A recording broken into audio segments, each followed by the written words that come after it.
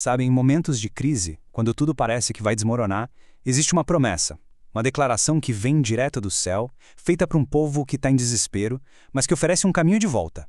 É uma promessa de como o céu pode, sim, se abrir e trazer cura para uma terra que está devastada. Vamos mergulhar a fundo nessa palavra que ecoa há séculos, com um poder que pode de fato mudar tudo. É isso.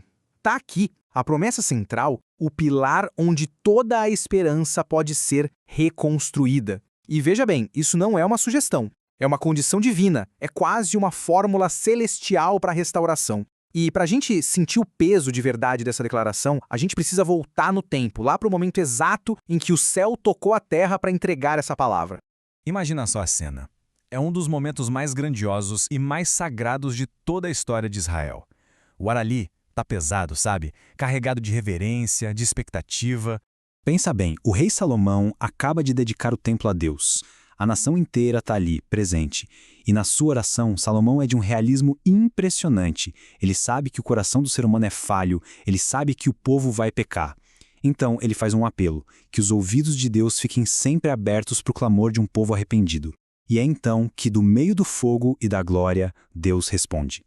E aqui, gente, a gente precisa prestar muita, mas muita atenção na linguagem. Deus não diz, se por acaso acontecer uma seca. Ele diz, se eu fechar os céus. Ele não diz, se gafanhotos aparecerem do nada. Ele diz, se eu ordenar aos gafanhotos. Deus não é um espectador da crise, ele é o soberano sobre ela. Ele reivindica sua autoridade, até mesmo sobre o caos. Isso muda tudo. A seca, os gafanhotos, a peste, não significam que Deus abandonou o seu povo. Muito pelo contrário. A crise pode ser um megafone de Deus, um instrumento de pura misericórdia para chamar a atenção de corações que se desviaram. Um megafone que grita não para destruir, mas para despertar.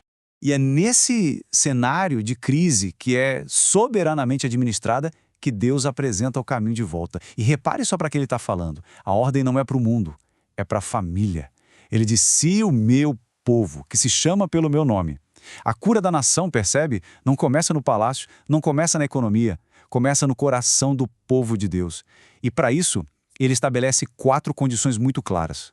Isso aqui não é um cardápio de opções onde você escolhe a que mais te agrada. Não. São 4 passos inegociáveis. São as chaves que giram a fechadura dos céus. Se humilhar, orar, buscar a face dele e se converter. Cada um desses passos é um ato de rendição que nos leva para mais perto, para mais fundo no coração de Deus. Porque, vamos ser sinceros, isso não tem nada a ver com um ritual religioso vazio. Humilhar-se não é se achar um lixo, é declarar com toda a força: Deus, sem ti, eu não sou nada, eu não posso nada. Orar não é só entregar uma lista de problemas, é buscar intimidade com aquele que é a própria solução. Buscar a face dele é querer o Deus da bênção mais do que a bênção de Deus. E se converter, se converter é a prova real do arrependimento, é dar meia volta, é mudar de direção de verdade. E é aqui que a promessa explode em glória. Se o povo de Deus cumpre essas 4 condições, a reação do céu não é uma possibilidade, é uma certeza. Uma resposta que é certa, poderosa e, acima de tudo, completa. O que acontece de verdade quando um povo se ajoelha? Não por ritual, mas em genuíno quebrantamento. A resposta de Deus vem em 3 ondas de graça, uma graça majestosa. A primeira coisa, o ouvido de Deus se inclina. No meio de bilhões de vozes, de ruídos, o clamor de um coração humilde e arrependido captura a atenção total do céu. Ele não apenas escuta por cima, ele ouve. Segundo, e isso é absolutamente crucial, ele vai direto na raiz do problema. A crise, na verdade, nunca foi a seca ou os gafanhotos. A raiz de toda a desordem sempre foi o pecado. E Deus promete o perdão completo. Aquele que limpa a mancha e cancela a dívida. E então, finalmente, como consequência desse perdão, vem a restauração. Ele não apenas perdoa a causa, ele cura o efeito. A terra que estava doente, consumida, estéril, recebe o toque de cura do próprio Criador. É a resposta completa. Um ouvido atento, um coração que perdoa e uma mão que restaura. E por favor, não vamos pensar que esse princípio ficou lá atrás, confinado àquele dia no templo. Ele está, na verdade, tecido em toda a Escritura como um padrão divino que se revela tanto numa catástrofe nacional quanto na dor silenciosa de uma única alma. A gente vê isso com Jeremias, com a nação inteira em colapso e ele lá no fundo de uma cisterna. E a gente vê com Ana, uma mulher sofrendo a dor particular, íntima da esterilidade. A escala é completamente diferente, mas a lógica de Deus é exatamente a mesma. Um clamor que nasce da humilhação sempre vem antes da intervenção do céu. Mesmo no meio do juízo, quando o povo já estava sofrendo as consequências dos próprios erros, da escuridão de uma prisão, Deus fala para Jeremias: clama a mim.